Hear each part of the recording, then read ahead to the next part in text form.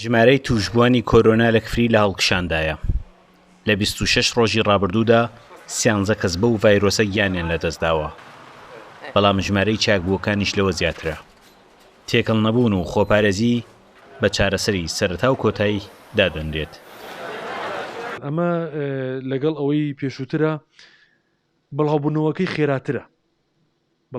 خێراترە، بەڵام مەترسیەکانی لە هەندێک خاڵە کەمترە لەوەی تر لە هەندێکی زیاترە، بۆیە بێ هەر تەنها چارەسەر ئەوەیە پابند من بە ڕێنمایەکانەوە زیاتر ئەوانەیش کە گومانێکیان هەیە سەردانی نەخۆشخانە بکەن بۆ پشکنین، بۆی تێکەڵ نەبێ. هەندێک کەس زۆر ئێستا چارەسەر وەرەگرێ لە خۆیەوە یا چارەسەرەکان بە هەڵە وەرەگرێ، کاتێکیش ینی یەکێ لە هۆکارەکانی مردن وەرگرتنی چارەسەری هەڵەیە و درەنگ سەردانکردنی پزیشکی پسپۆڕە.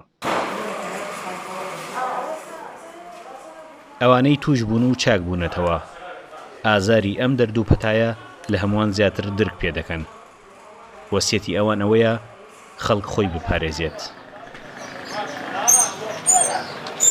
نزیکەی 16 ڕۆژ من لە مستەشفا بووم، ئاگام لە دنیا نەبوو، تەنگە نەفەسێ زۆر تر ینی ئەگەر با تا عیلاج نەبوایە ئەوە ینی ژیانم لە دەستەدا.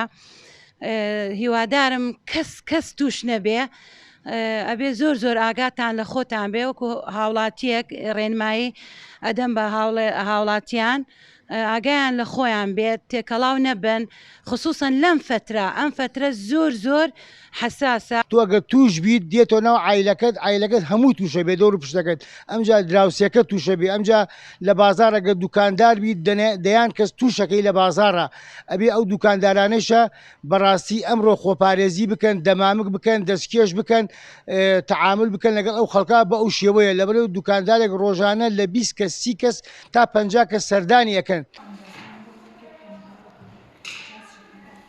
خەڵکی ئێستا لە جاران زیاتر باوەڕی بەوەیە کە ڤاکسین وەربگرێت، چونکە بەو ڕێگایەش ئاماری کۆرۆنا بەرەو داکشان دەڕوات.